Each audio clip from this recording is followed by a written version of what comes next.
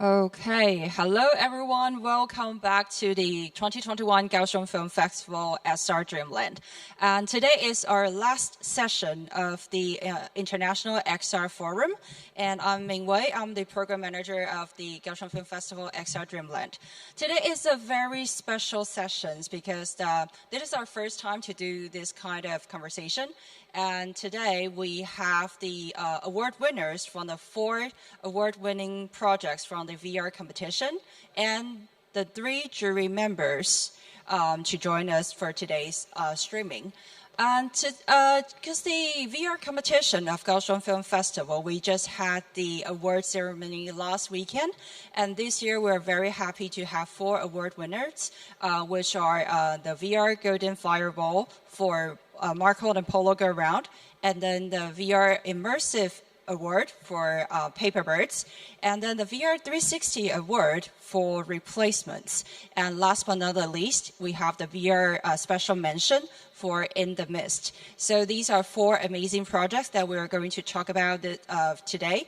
But before that, I would like to share their trailers for those people who haven't seen these amazing projects, or for those you would like to recall your memories of these amazing artworks. So let's enjoy the trailer first.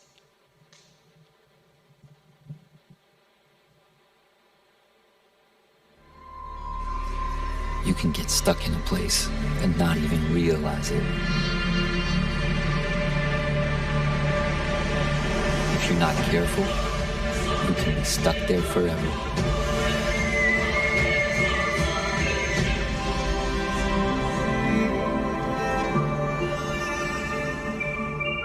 It was my composition.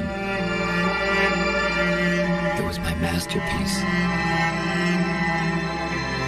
But could you believe in your art without believing in yourself?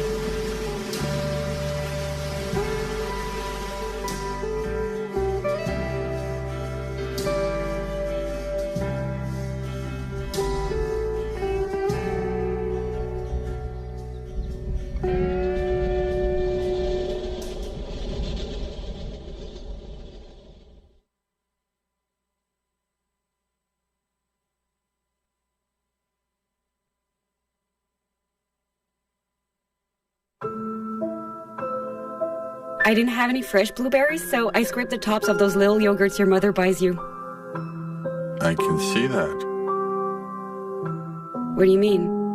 I did it for you. It's sweet. Really is. Did you see Elise last week? No. Be honest. Something very strange just happened.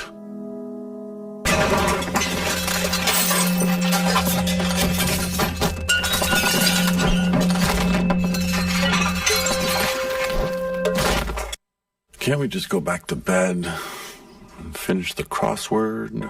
You are not spending your birthday in bed. Now close your eyes and make a wish.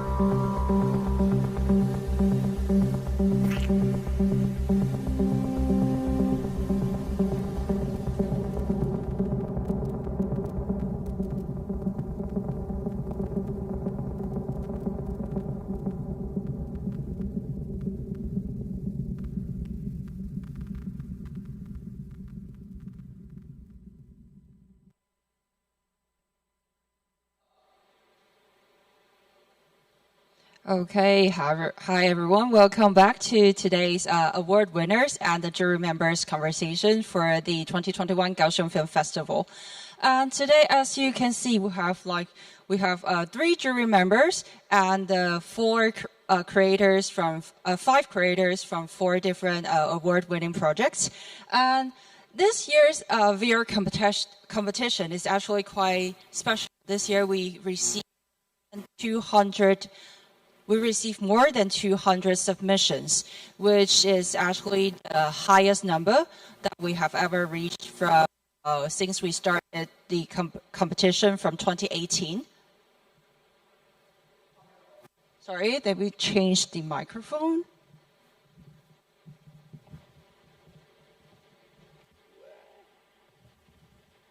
Okay, does this one work?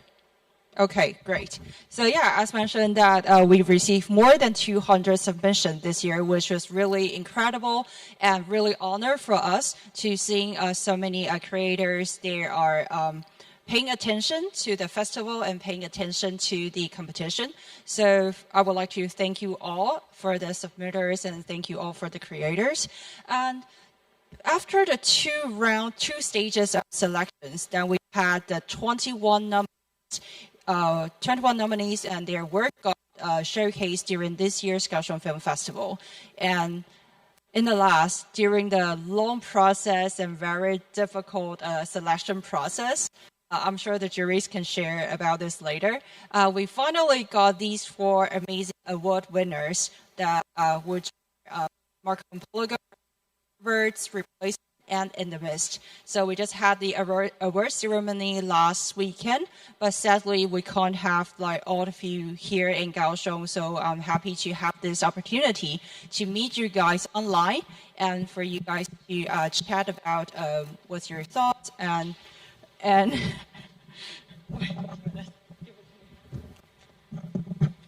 lots of things happening right here. So yeah, but I'm back.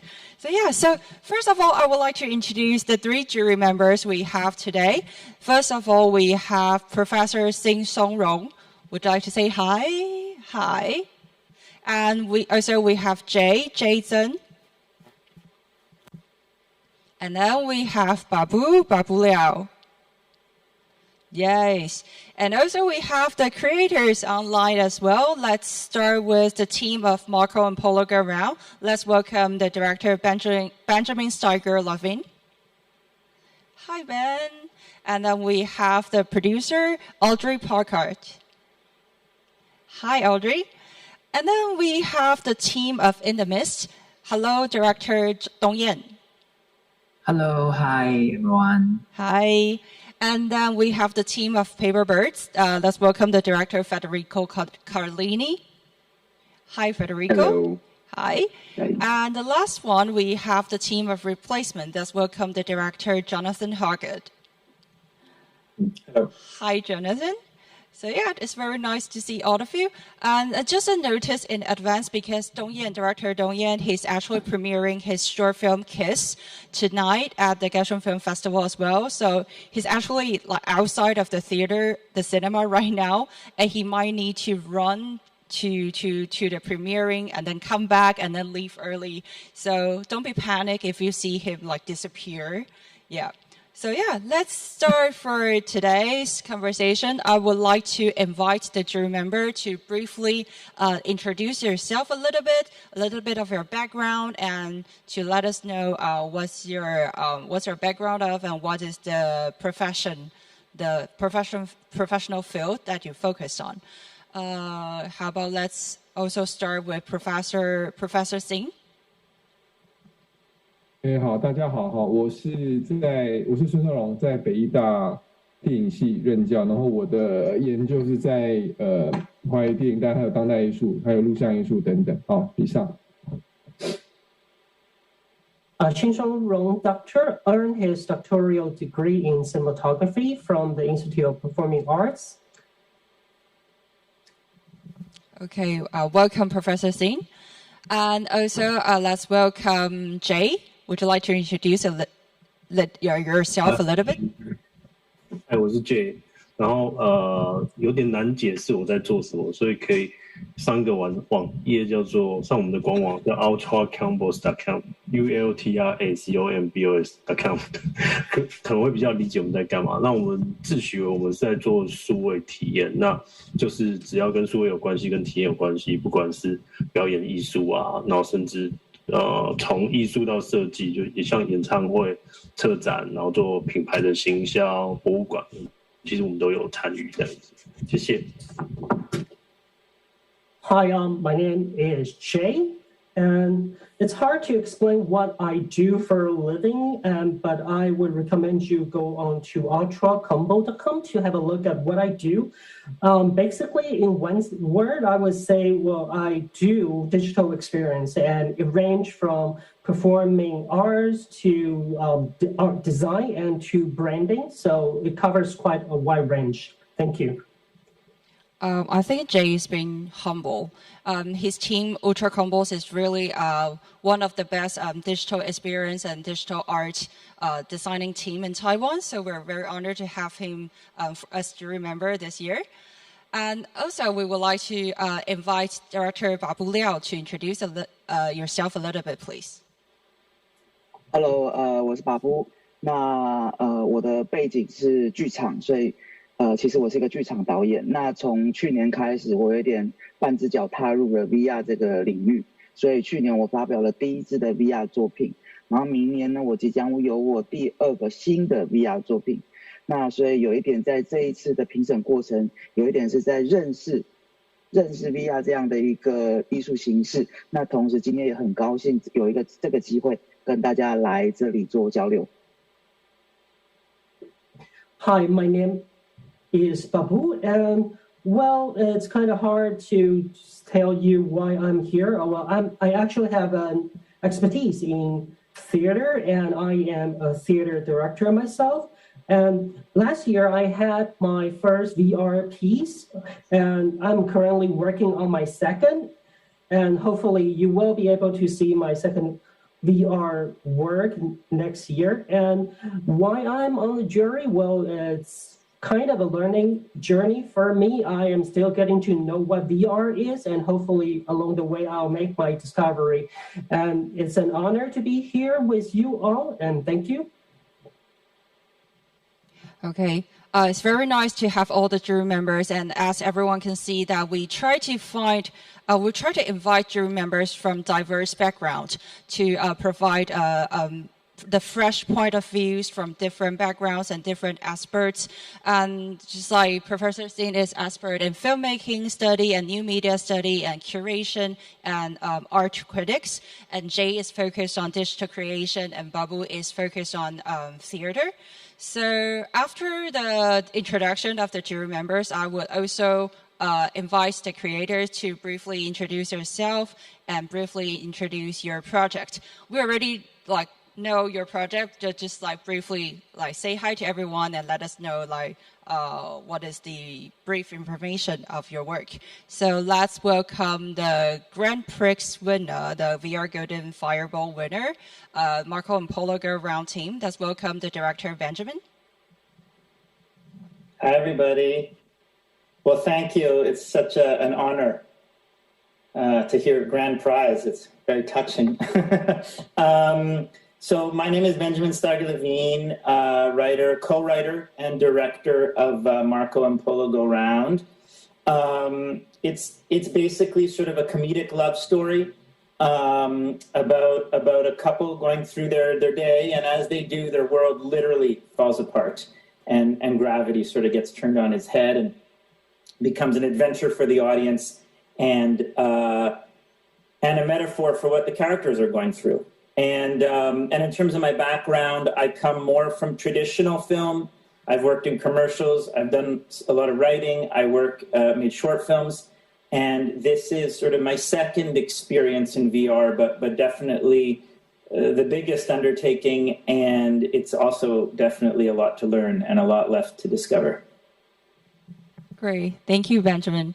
And we would like to invite Audrey. Would you like to introduce yourself, please? You're muted. You're muted right now. Yeah, sorry. No worries. Yeah, hello everyone. Hello, I'm really happy to be here. Although I would have loved being in Taiwan with you in real life. It was my dream to come, but next time, I hope. So I'm a producer. I'm also coming from traditional cinema and television and digital. And I'm working in VR and AR since 2015.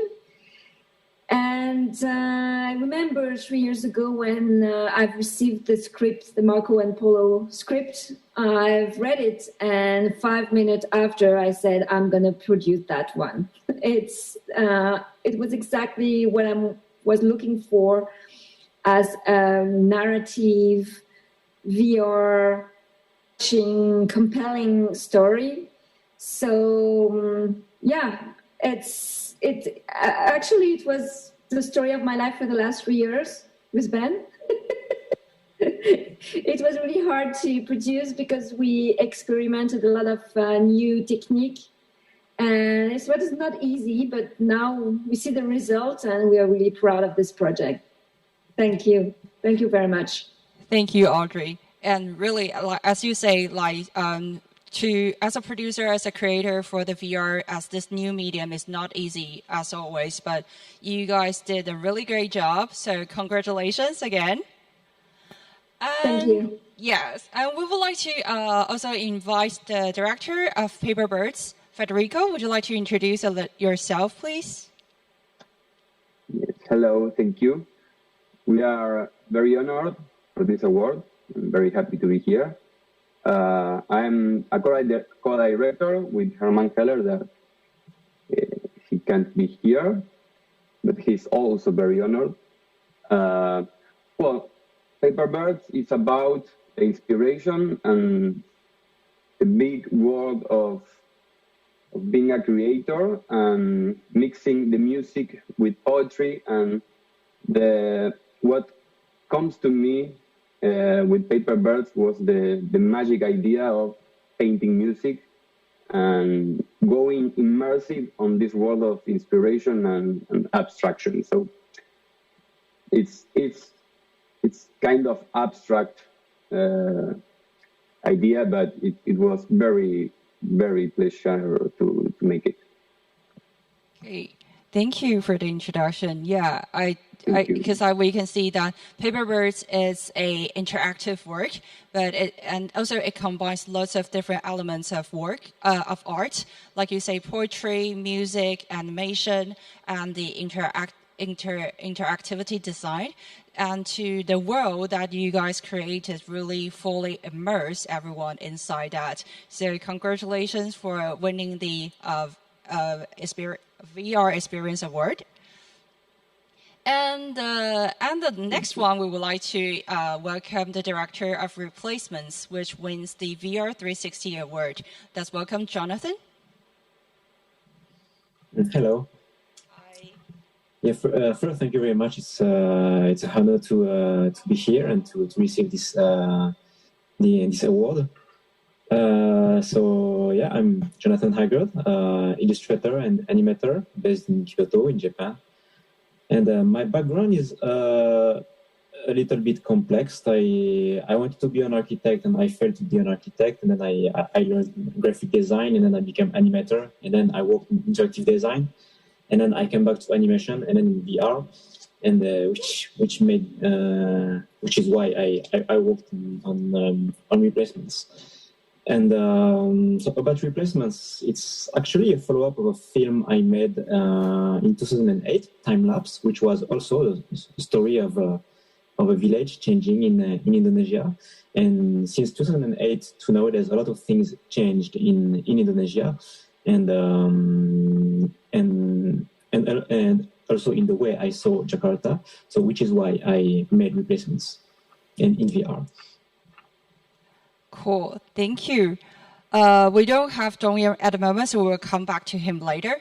So for now, I would like to invite the jury members.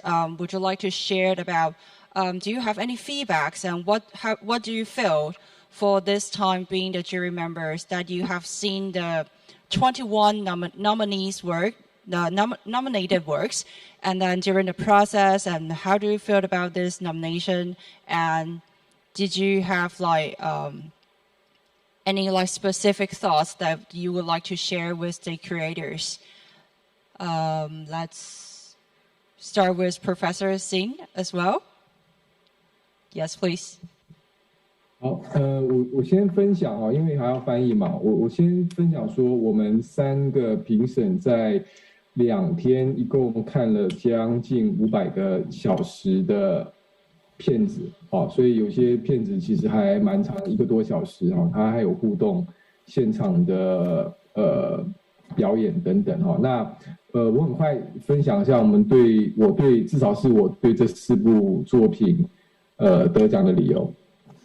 So I would like, first of all, I would like to let you know that our jury members, we spent 2 days, 500 hours watching those films. Some of the films...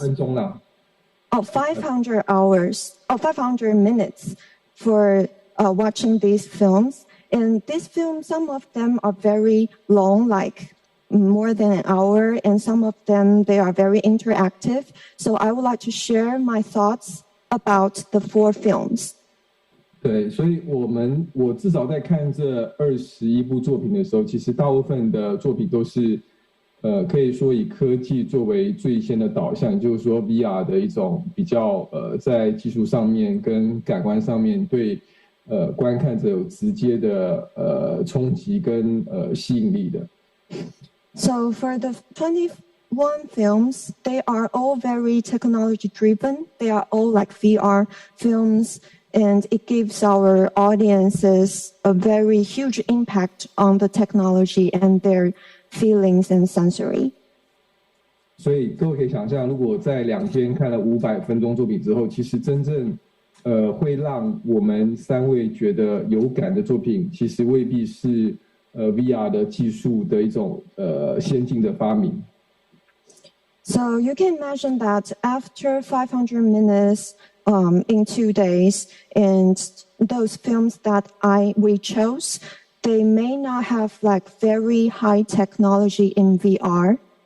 那4位作品的脱颖而出，其实在某程度上说明了我们在看这个作品的时候，其实有几个元素，我觉得是非常重要。一个是某种感动、情感的一种感动，还有一个是在故事上面、叙事上面的一种完整，以及对于最后一种技术跟我们作为观众的结合是自然的。So the 4 films we chose, they are very outstanding. It's because they have certain elements, like they are all very touching, and their narrative are very complete. And also the connection between technology and the audience feelings are very natural. 对，然后我其实想借由这个机会，向4位4部得奖作品的导演跟制作人提出以下几个问题啊。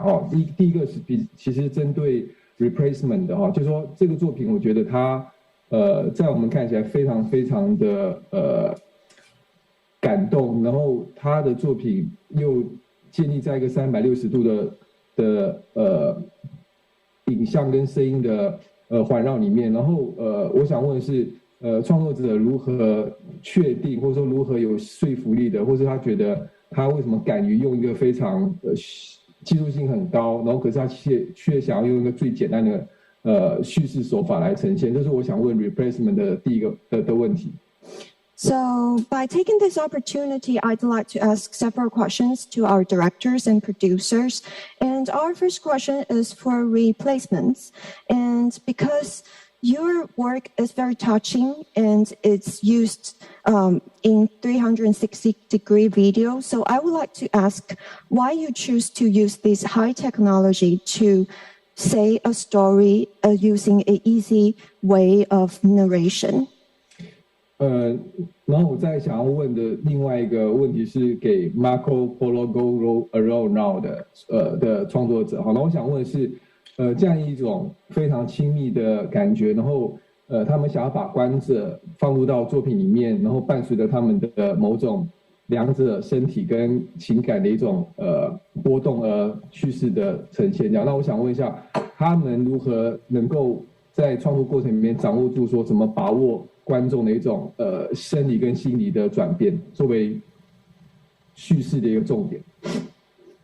So another question for Marco and Polo go round is that because your work is talking about a very intimate relationship, and the viewers, they are invited to view this intimate relationship. So how do you decide the differences, the distance between the viewer's body and their mental status, and use that as an important narrative?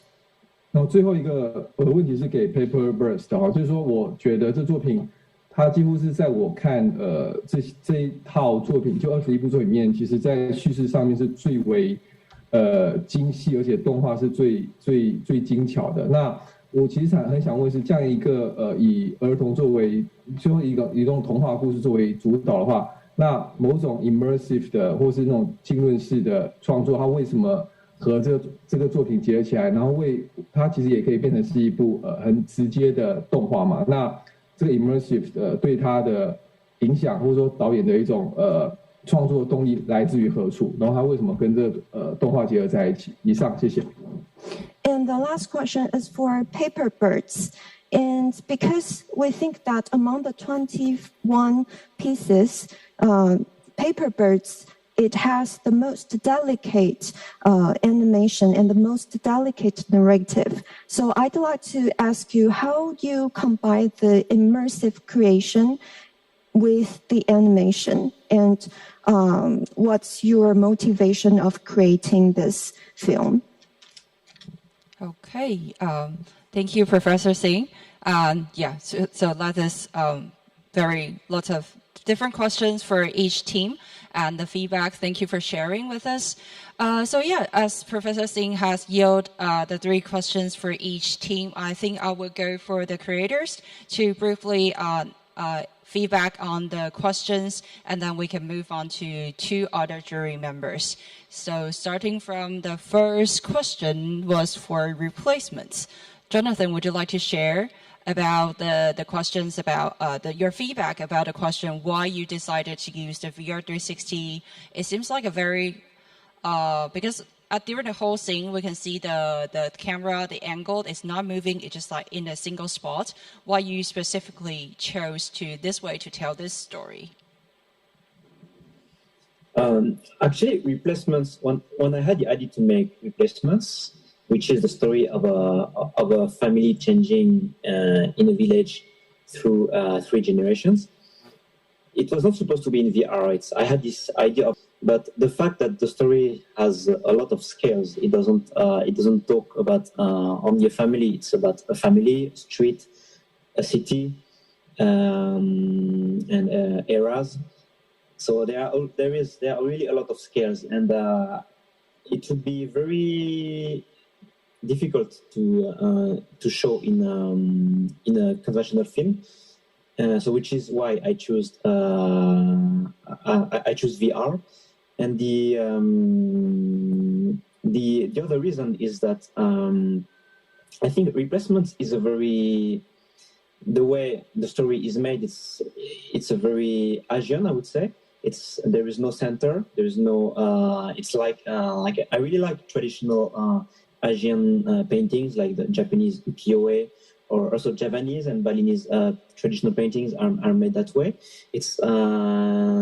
There is no hero, but there are several small stories that you can choose to focus on it or not. And I thought that VR is actually like a natural evolution of this of that kind of ukiyo-e, and I thought that it really fit because there is no frame. The frame is all around. So the concept of a hero of center is completely different. So I think it's these two reasons for the storytelling and this and the three and the global how to say aspect of VR. Okay. Thank you, Jonathan, for sharing your ideas on this. I believe we'll also have questions for Paperbirds for Federico, because as we know that your company 3DAR is a very experienced animation studio, and your team has worked on, has created Gloomy Eyes, which is also another very successful and well-known VR experience. So would you like to share your feedbacks on Professor Singh's questions about the animation and the VR mediums that you use on Paperbirds? Yes, of course. Well, thank you for the question, Singh. I think there was a lot of things in the question, but the emotive tone that Paperbirds has, I think when you are making a VR movie, you are kind of discovering while you are producing it. So in the case of Paperbirds, we made it between the pandemic. Almost all the production was made in the pandemic. So the whole team enters into a very emotive mood. So while we was discovering the piece, we all enter into a very emotive mood, and so we kind of needed to have the piece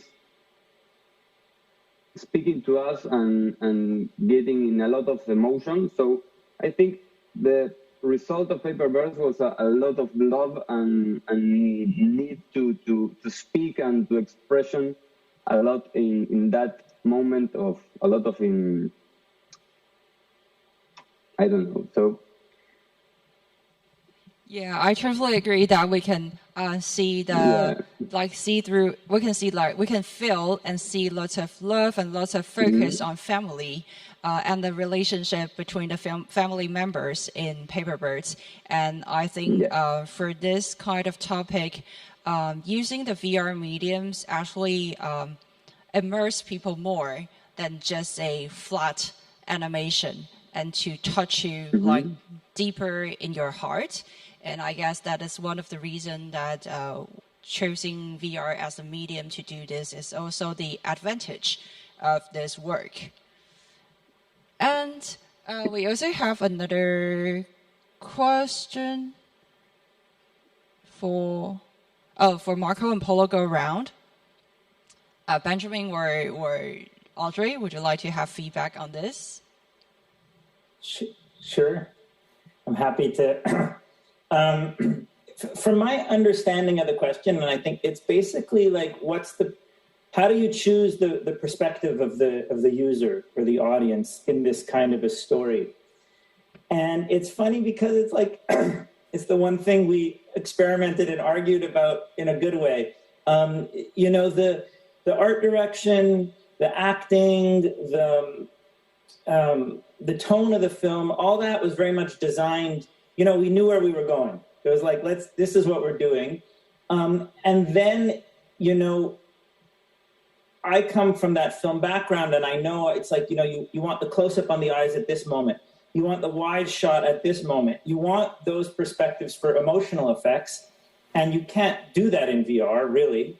But, VR has the ability to make you in the movie, sort of like,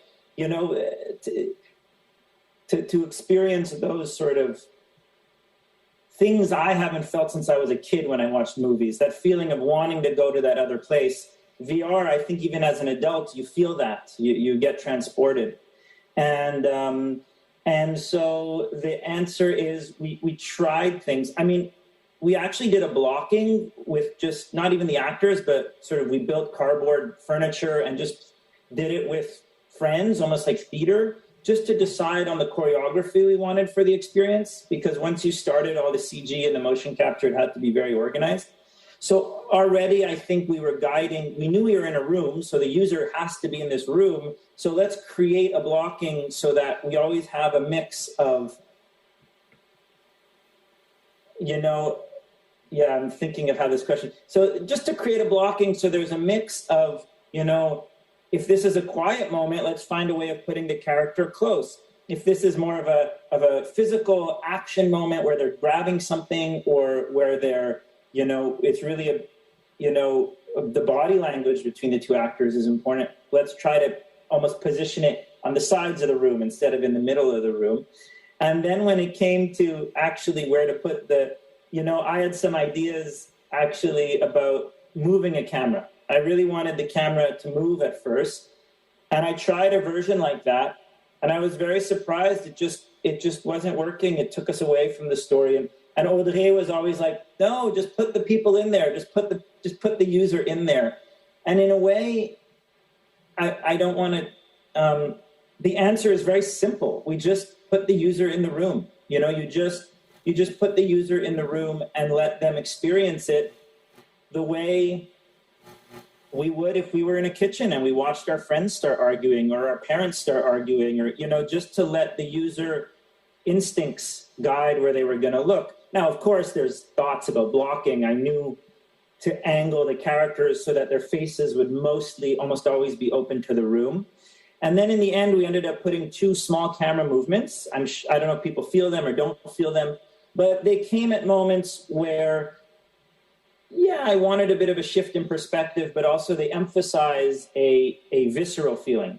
So instead of moving in to see the actor's emotions the way you would in cinema, it was more moving to, because the gravity, one of our actors is upside down and then the camera moves a little. And then when they go on the ceiling, the camera goes up to the ceiling. So the user goes up to the ceiling. So to make that movement more about a physical feeling in a way. But it's the whole VR thing is a very interesting mix of theater and cinema. And so much of it, I don't have much experience in theater, but so much of it felt more like theater. It's a sustained system. It doesn't have cuts. It's like this long experience. It was interesting. I just want to say that I think that what the conversation we had the most during the production, we couldn't stop talking about that actually because we had no idea where we're going to put the spectator, the user. And I think we had no idea at all. And I think we did it last minute, actually. We did the film, and at the last minute, we're like, okay, now let's try with someone inside the film. And it worked. It sounds like a great surprise and a great experiment. It turns out really nice because I believe during the awards ceremony last weekend that the jury members mentioned about one of the reasons that one of the things that they appreciate a lot for Marco and Polo Go Around is the freedom for the viewers to wander around, but at the same time you also have the perspective changes, like you say, the camera movement, and people can the audience's point of view. They're moving from the average height and floating to the ceiling. So these things are actually one of the things that the jury members mentioned about what they like about. So it would be great if other juries later would like to feedback on this.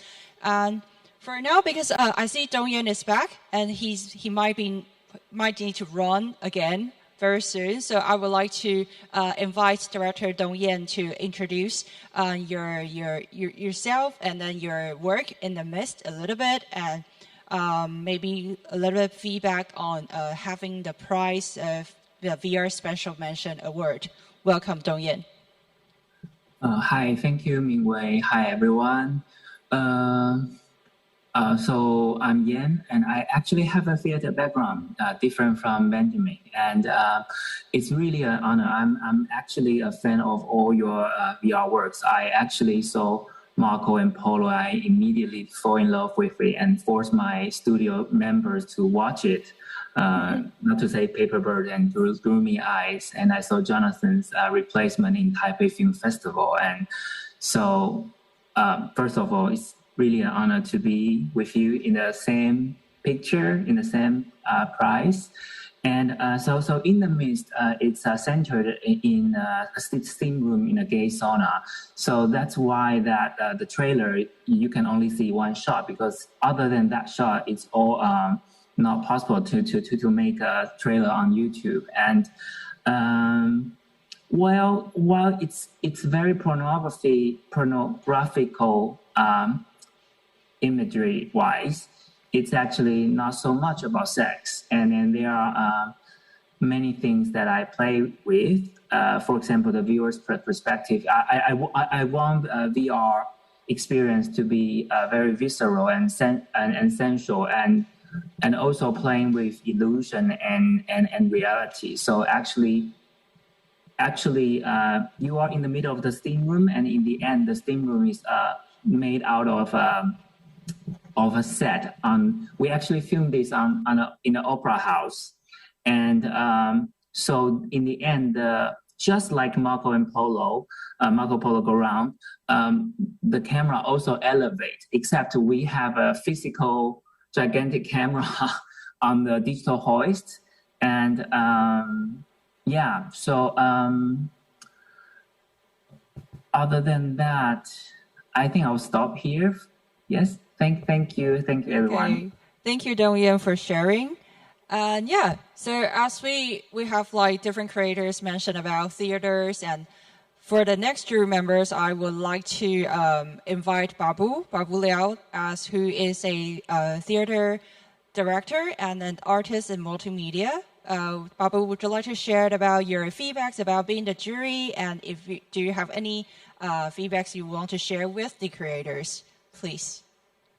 OK， 大家好，我是把布哈。那其实我想要重复一下，在上个礼拜的时候，大家应该都没有参与到所谓的颁奖典礼。那我想要重复一下颁奖典礼的时候我讲的话，就是说我们在两天的时间里面看了21部的电影，21部的 VR 作品。那发现说VR 的那样的一个刻板印象，已经从过去展示一种奇观的一种媒介，变成一种它真的是好好的用这样的一种艺术形式来说故事的阶段。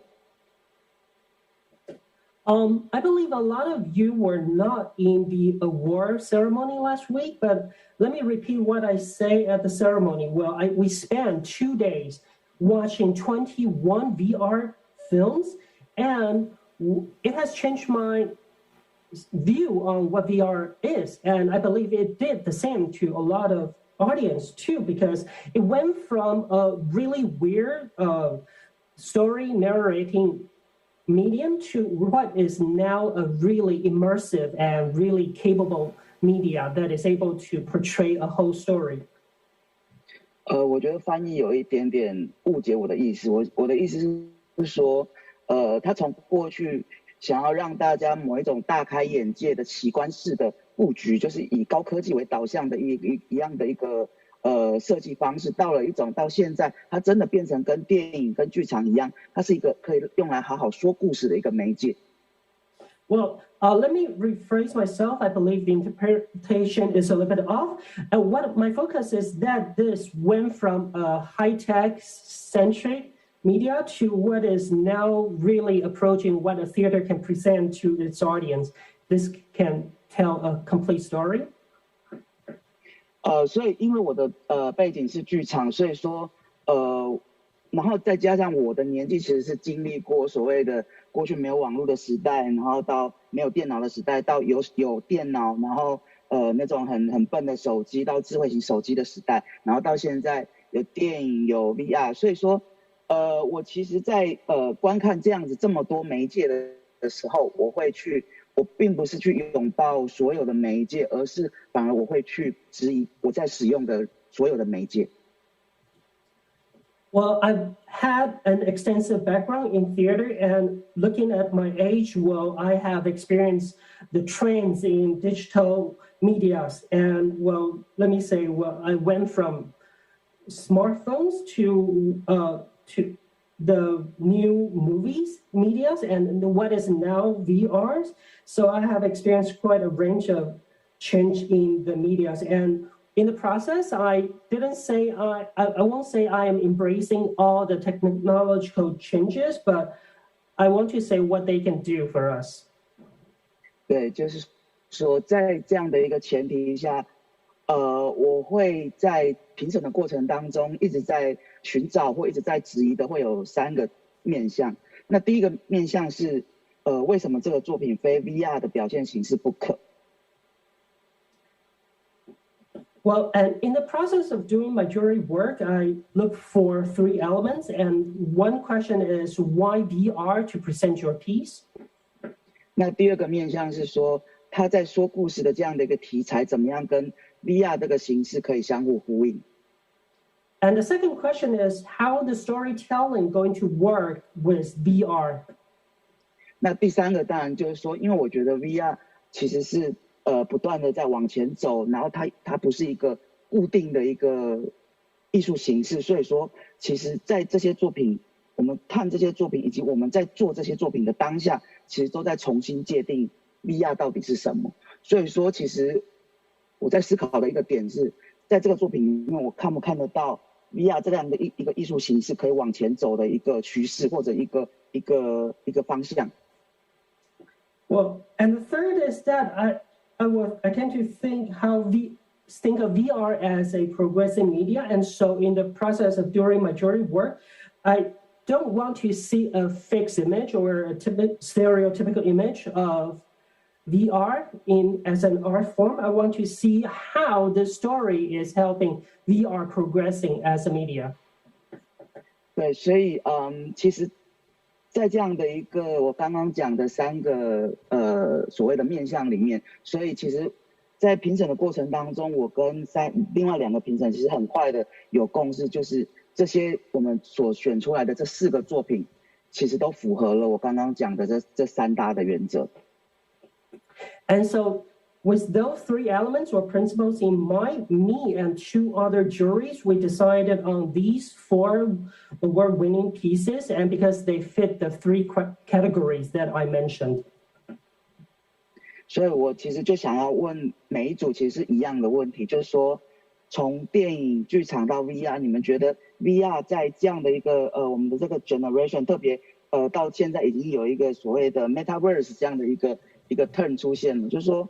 VR 在我们这样的一个世代，它独特的一个观看的经验，或者是它存在的独特的价值跟意义是什么 Okay, and so what I have the same question for all directors and producers here. Well, we've been through movies and theaters and now VR, and in our generation, we are also going to see metaverse. And my question is, how is VR going to present itself as a unique viewing experience for us all? Thank you. Okay, thank you, Babu, for your very detailed sharing and your feedback on the principles of what you're thinking about. What is the judgment standard that you had like during this selection process, and that as you say, it's very nice to see that all these award-winning works, they reach all these criteria, and they shows the different possibilities and show the different surprises and uses different presentation to tell the story and presented their artwork. And also, you have yielded a question for all the creators. So I would like to invite Tung-Yen first to feedback on this question. What do you think about VR in our age? As what is the unique point of it? What is the position of this medium? Me first? This super difficult question. Because you're running soon, you have to start first. Yes. Oh, I have 20 minutes. But anyway, I feel there are something in VR that I never felt anywhere else before, and if you have shed some tears in a VR goggle, you will know what I mean. It's a bit like theater. So for theater goer, when you sit in the audience, a seat, and then some kind of power that gives you goosebumps or moves you in whatever way or makes you laugh. that's something that I think VR definitely have. It's very unique potential, and it's also, in a way, very wild, like scale-wise, or like in paper birds. I can see them. I can just look at them like this, but I can also be like everywhere. This kind of flexibility, I don't think you can find anywhere. To make a sculpture 10 story stairs high is almost impossible in reality, but you can do that in a few seconds, probably in VR. So that's my very quick response. Thank you. I think that is the magic of VR, making impossible things like become impossible in this magical world. And as you mentioned about paper birds, then I would like to invite Federico to feedback on this question, please. Okay, thank you. I think it's a very difficult question, but I think the most powerful thing in VR is the vulnerability of the audience. So it makes you think in each decision that you make. It has a lot of impact in the audience, so you have to think it very, very well. So a light change, a point of view change, a scale change, it will play a lot with your audience, and you are in risk of having them to take off the headset or just leave it and have a lot of fun. So I think it's a powerful media. So that's a kind of resume of my feelings, and it's a very beautiful. So you are there, and it's so immersive. So I think that resumes a little bit what I feel. Okay, thank you, Federico. And then I would like to invite Jonathan.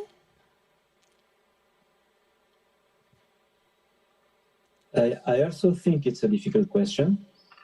And yeah, I'm actually very, very new in VR because Replacements is my first VR film, and I actually bought my first VR headset 1 year before the production, which is about less than 2 years ago. Yeah. So what do I think about VR? It's a little bit like COVID. It's very unpredictable. But not in a bad way. It's like everything is every year is changing, and there are new techniques appearing, and it's like there are as many storytelling techniques than there are many VR pieces. When I saw the films in Venice 2020, and then also this year, it's completely. It's amazing the kind of the variety of films there are, and also how I mean there is still no academy or no methods of VR. It's not like, for example, conventional films or conventional animated film. There is way to make like storyboards or scenarios. VR is completely different. For example, for Replacements, when I wanted to make a storyboard, it's how to make a storyboard in 360. And when I asked to other people I know who also works in VR, they said they also had the same question, and they had to find their own way. So, but I'm sure probably in 5 or 10 years there will be like methods and academics of how to do VR films. But it's difficult to see like will there be more 6DOF projects or 3DOF projects?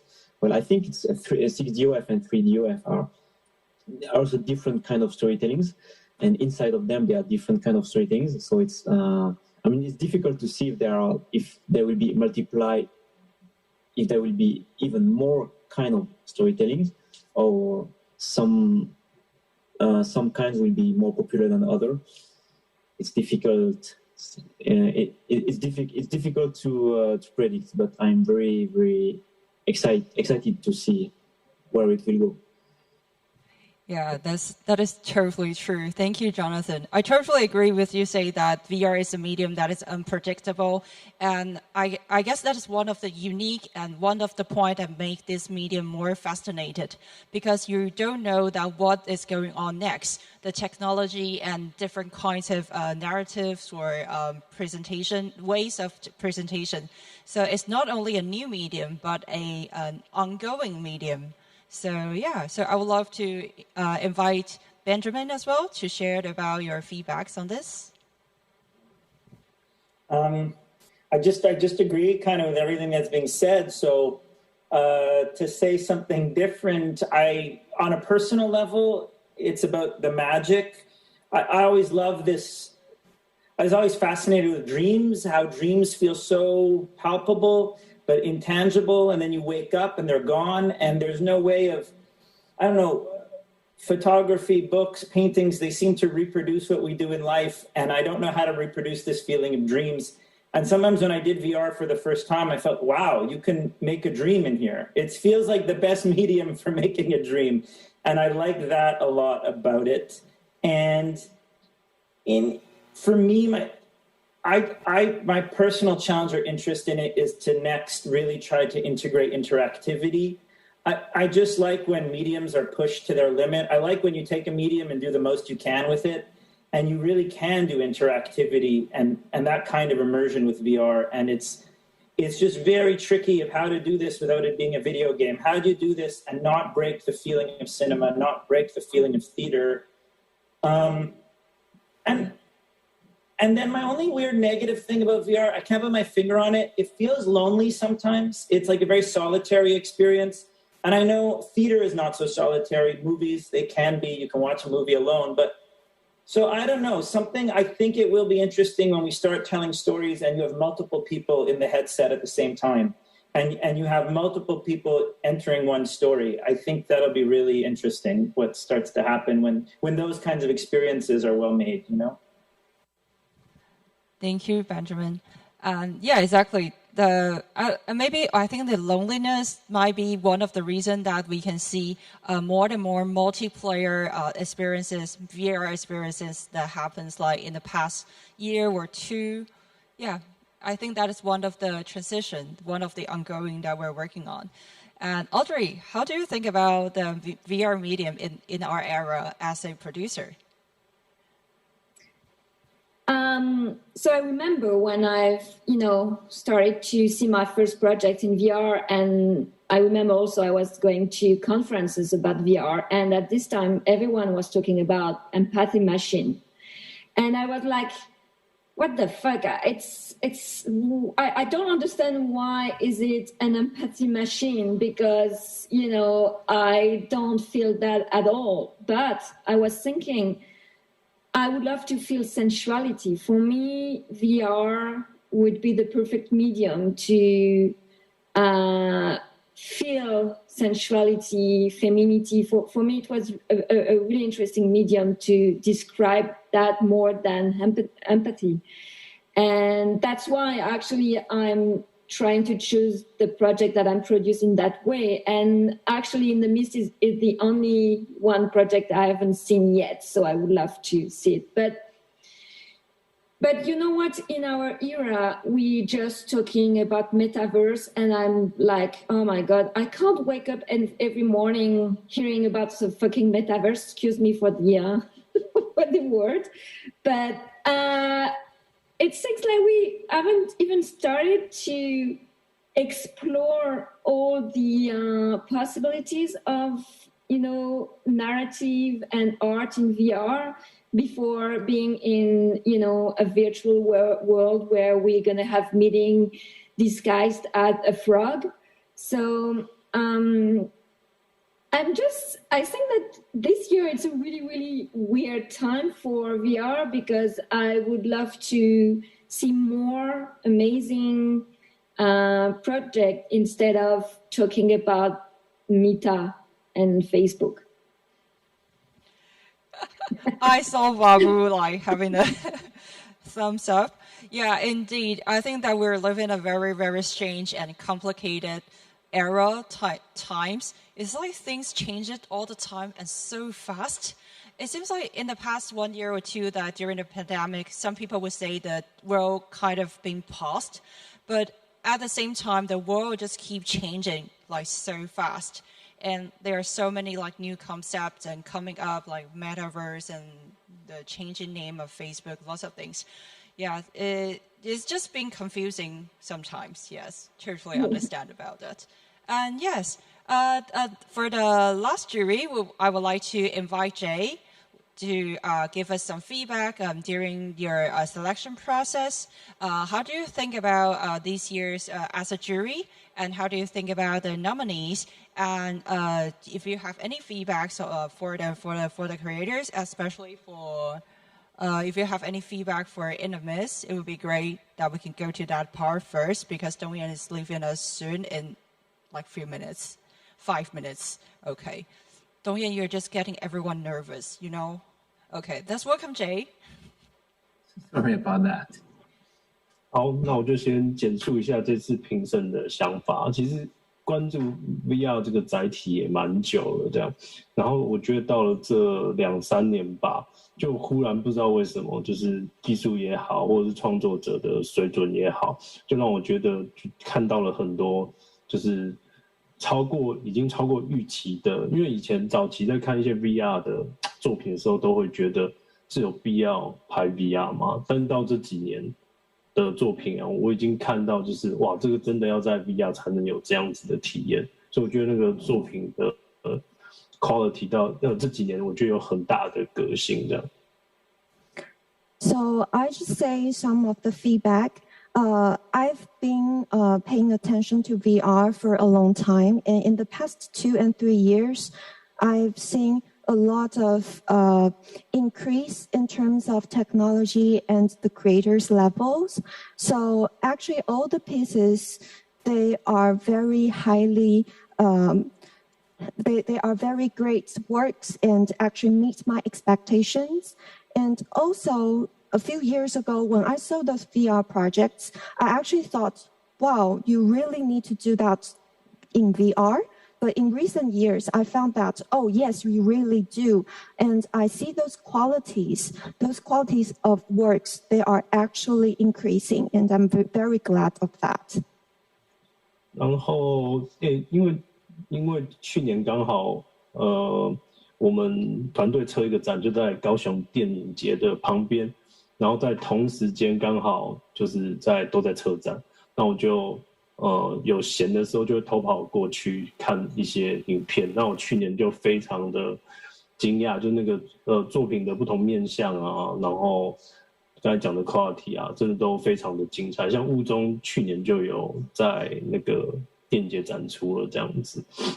那今年当然被征询说可不可以来当评审，我是非常开心的，而且有充足的理由可以跟同事啊、老婆还有小孩请假，所以就非常的兴奋参加那个评审。那当然也就看到非常优异的作品，尤其是得奖的这几位啊，我觉得都是在不同的象限上，然后把 VR 这个特质诠释得非常的好。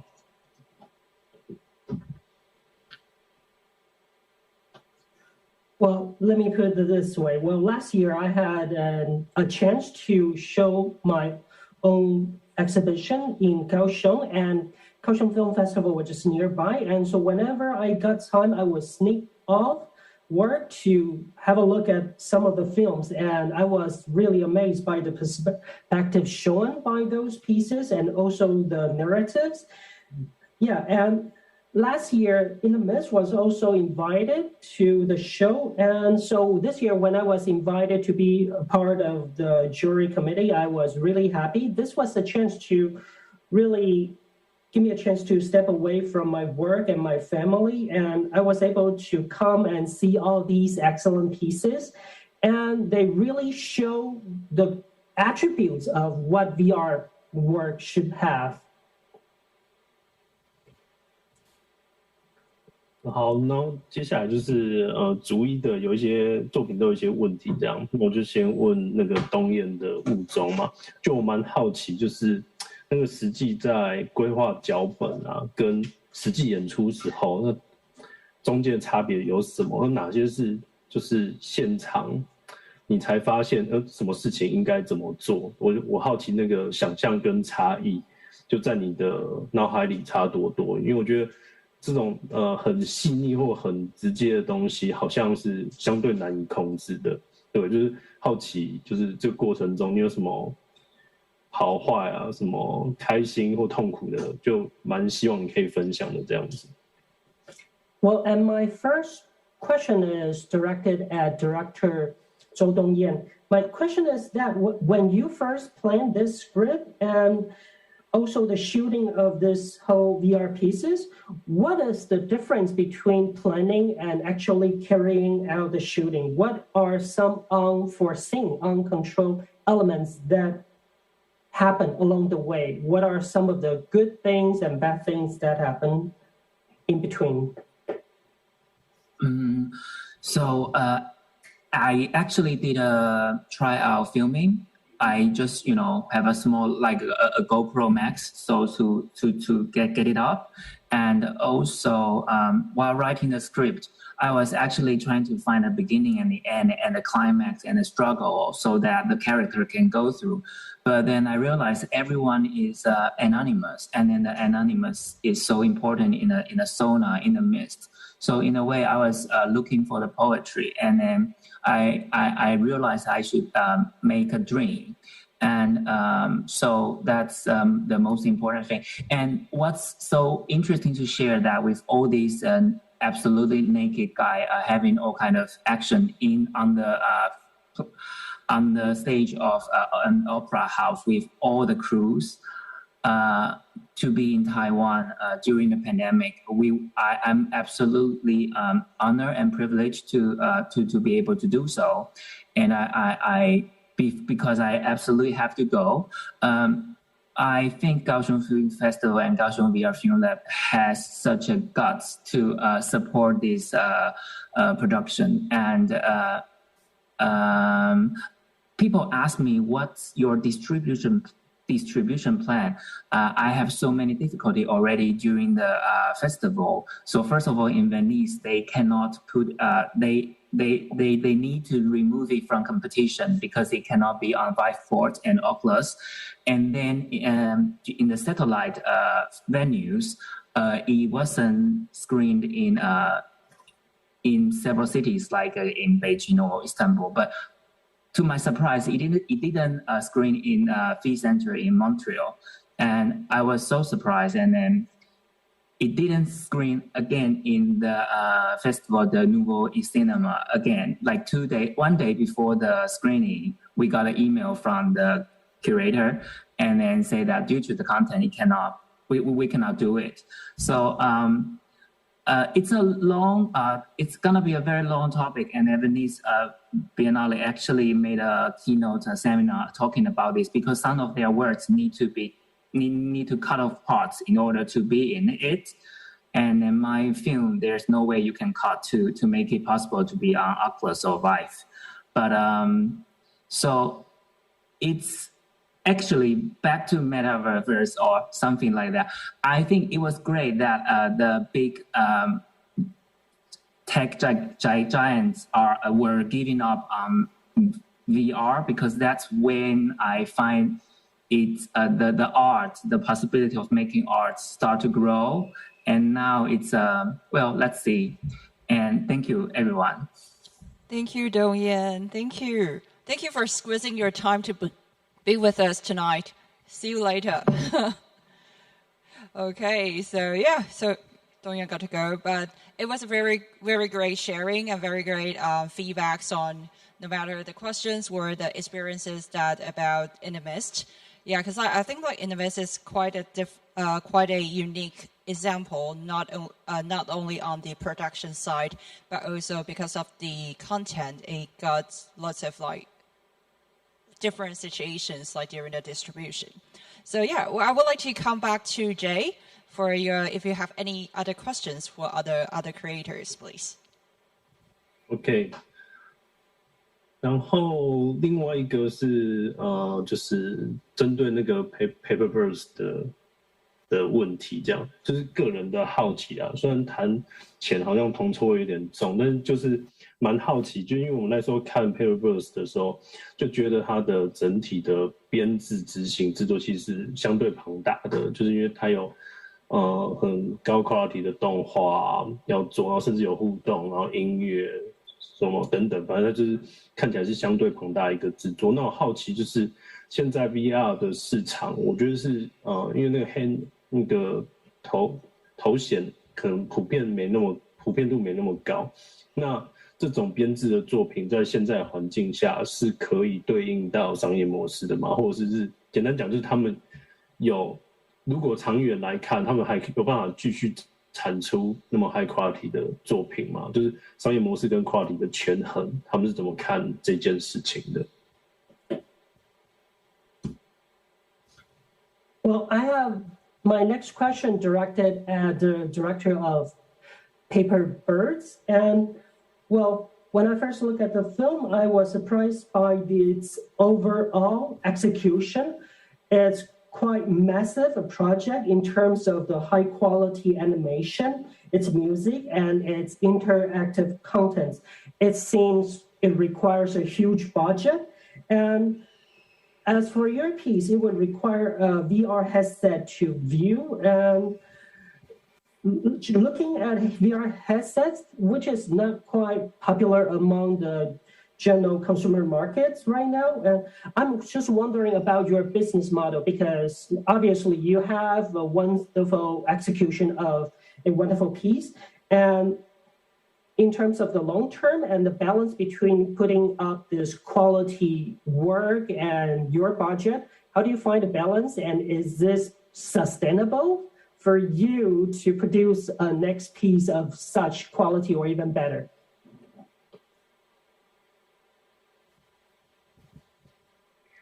Okay, so I think, yes, it's sustainable. I think it's a very difficult question, but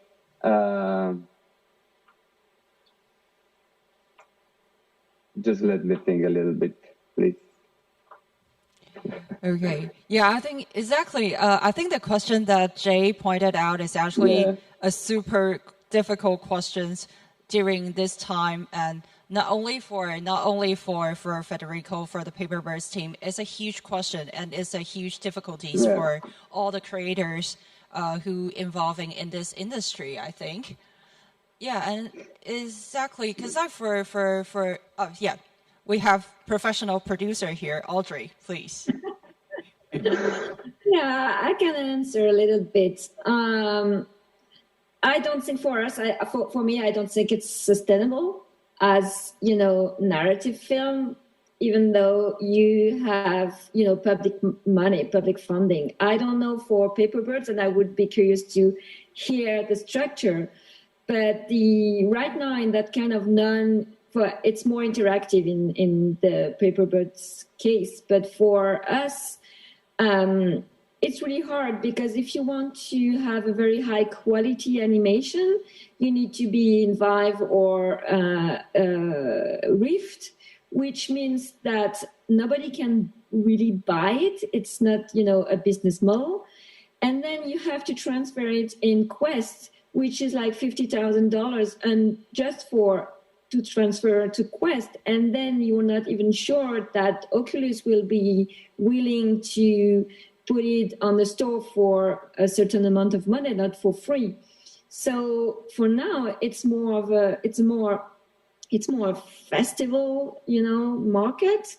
It's really hard to make money with it. We are really planning to make more money with the 3DOF 360 version, or even with the 2D version. And if we had public money in Canada and Belgium, we wouldn't be able to fund that kind of project.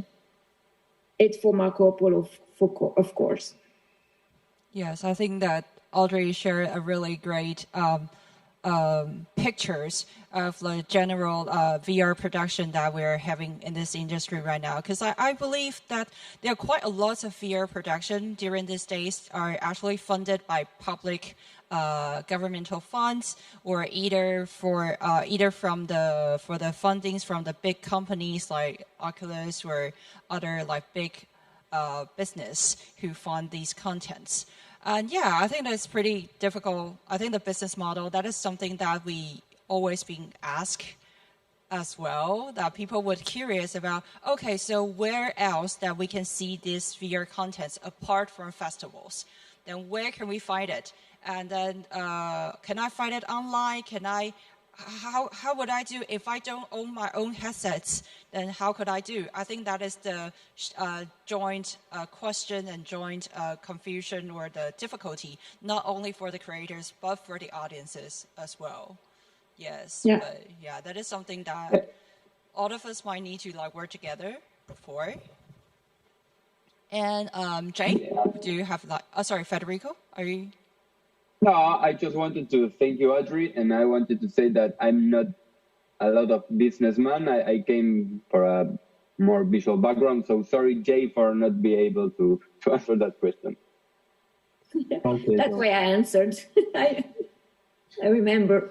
Yes. 然后想要问那个 replacement 那个，就是因为在看这部片的时候，会觉得它的节奏感很好，就是所谓因为通常我们一般的影片我们都会写一个脚本，那它的想象当然就在一个方框的里面。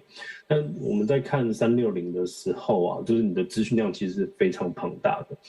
然后我觉得这部片它又隐含了很多的讯息跟可观看的点吧，但是在看的时候，虽然那个资讯量是很庞大的，但是我们在看的时候又觉得很顺畅，跟不会觉得不知道看哪里啊，或者是就是我觉得它就是一个在 VR 世界里面节奏感很好的作品。那我就很好奇，就在发展的过程，怎么把节奏感这件事情，或者是就是在哪些时间要递给观众哪些资讯，然后安排在一个360的空间。是怎么进行的这样子？ My next question is directed at director of replacements, and well, I must say this film has a good pace in terms of the speed of showing the whole film. And usually, when we before we start shooting a film, we will have a script, and usually we will confine our viewers' field of view to a square or rectangle, a fixed area. But your piece is a 360 piece, and it means it has a huge loading of information to show to the audience. However, when I am viewing your piece, I find showing the whole film play out very smoothly. There's nowhere in the middle of the film I would find myself not knowing where to look. And so my question is, in the development of this film, how do you decide at what point of time you have what information to show to the audience and how you want to deliver it?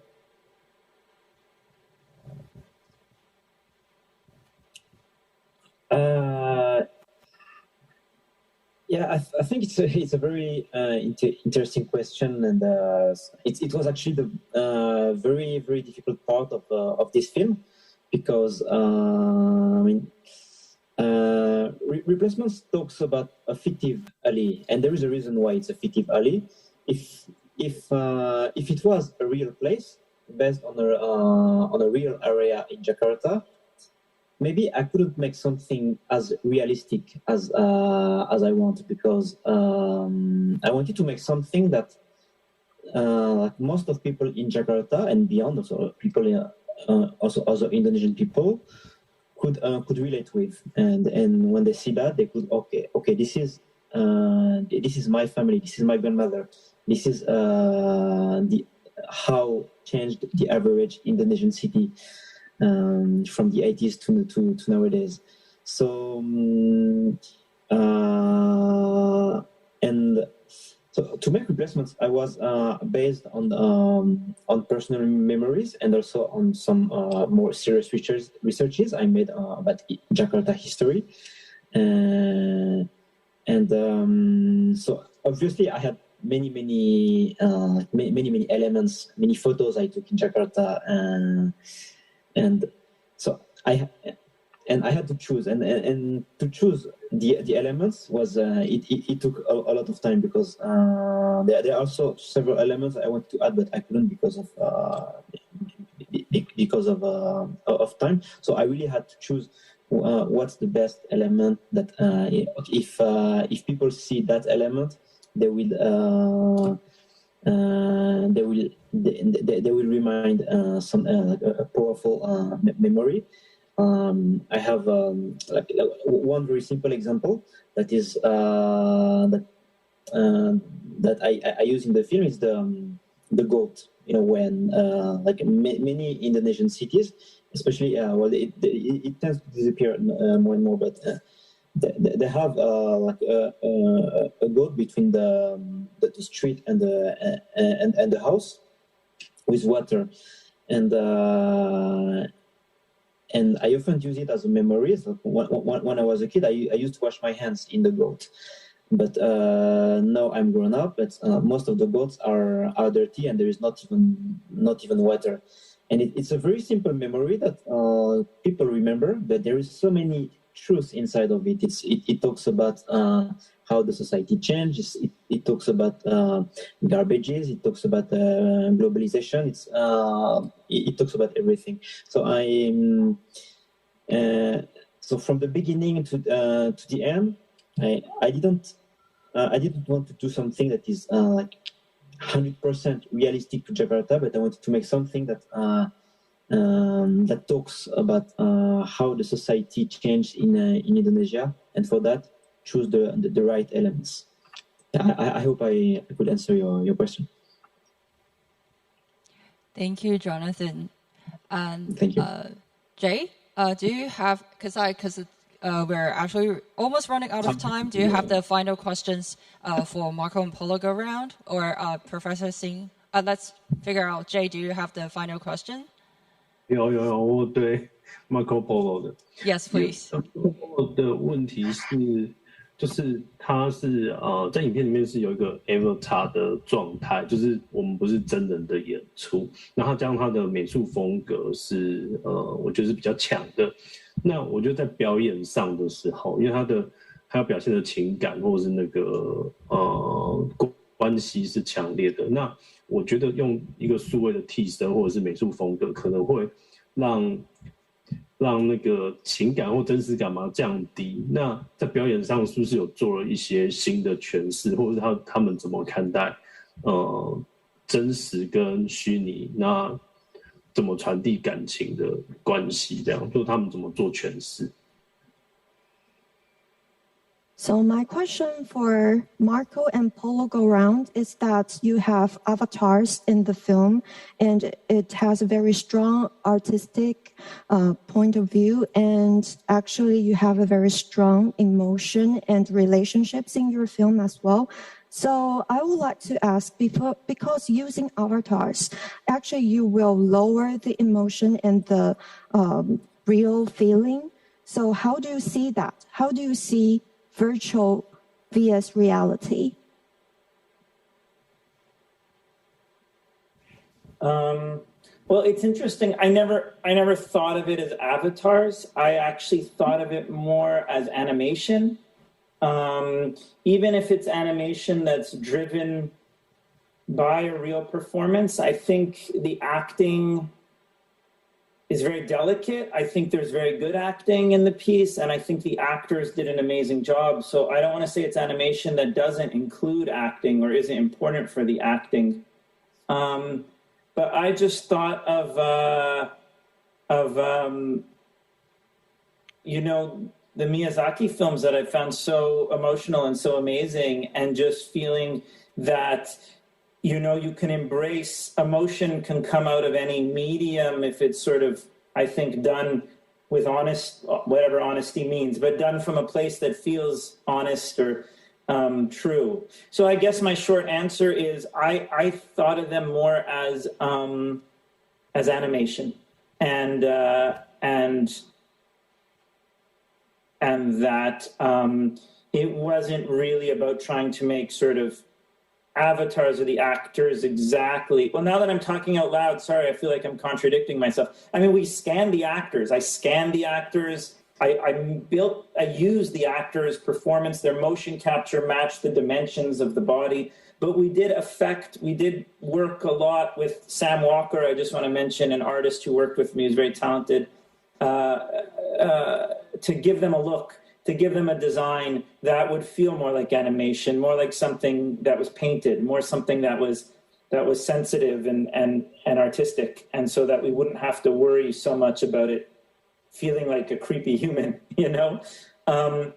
But yeah, again, with all this technology and how it's developing, for better or for worse, I think we'll be able to scan humans and put them in computers in the next, I don't know if it's 5 years or 20 years, but you know, eventually I do think you'll kind of have these photoreal avatars, and it'll be what it'll be.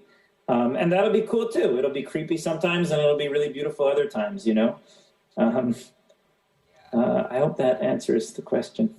Yeah, I think what Jay meant is that the characters that we see in Marco and Polo Go Round is not like really avatars, but they're showing that their appearance are not realistic. They're more in an artistic way, and I think you like perfectly explain the differences and the and how you could like still express emotion through the actor's performance in these artistic and painting-ish appearance. Yes, thank you, John.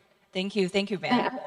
Yes, Audrey. I think that we couldn't have reached that, you know, level of emotion without having adding the end animation, because with, you know, just motion capture, you can't reach that level of emotion. But because at the end we had an animation studio who worked on the eyes and all the expression, we have been able to add that. Otherwise, I think it wouldn't have been the same. That's absolutely true. There were animators who helped and took the motion capture based on the performance and their own talents to like another, brought it up. That's right. It's like 2 layers of work, and then but it really brings out the spirit and the emotion of the performance. That is a very great job.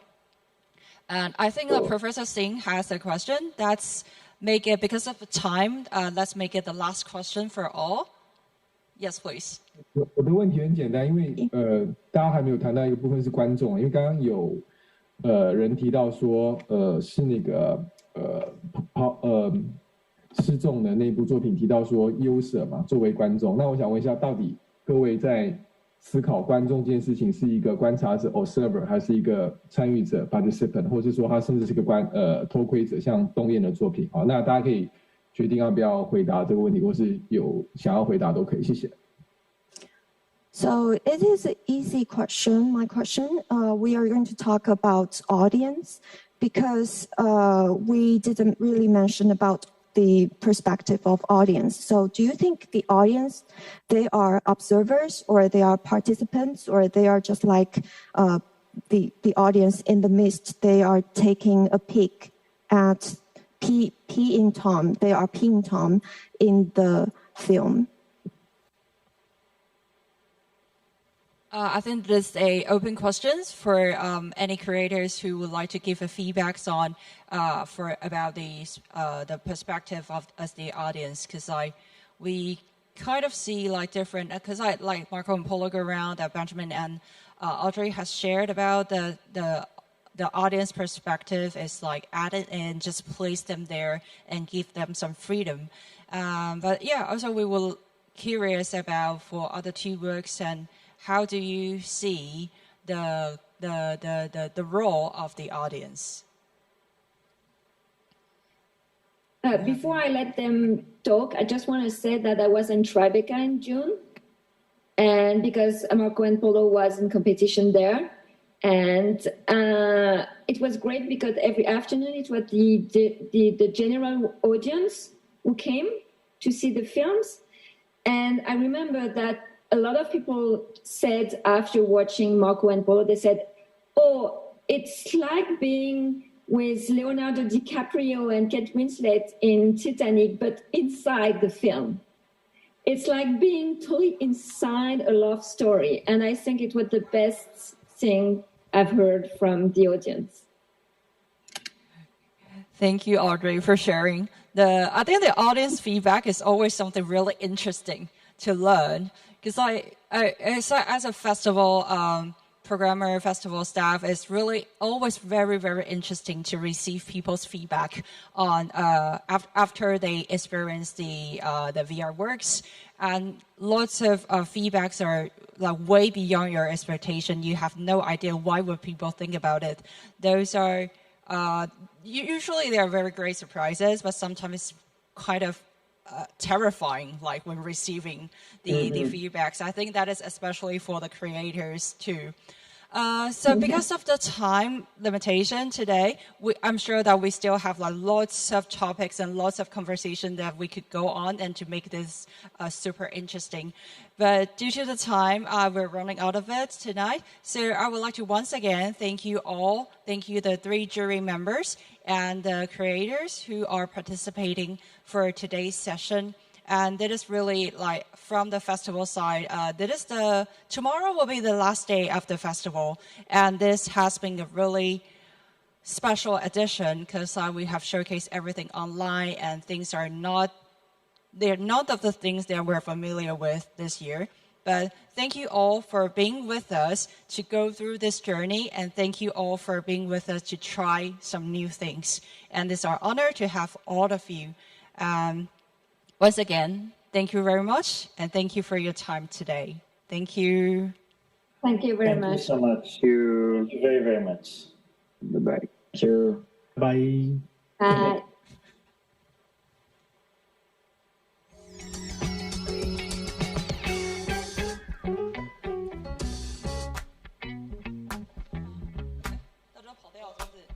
Benjamin, everyone's gone.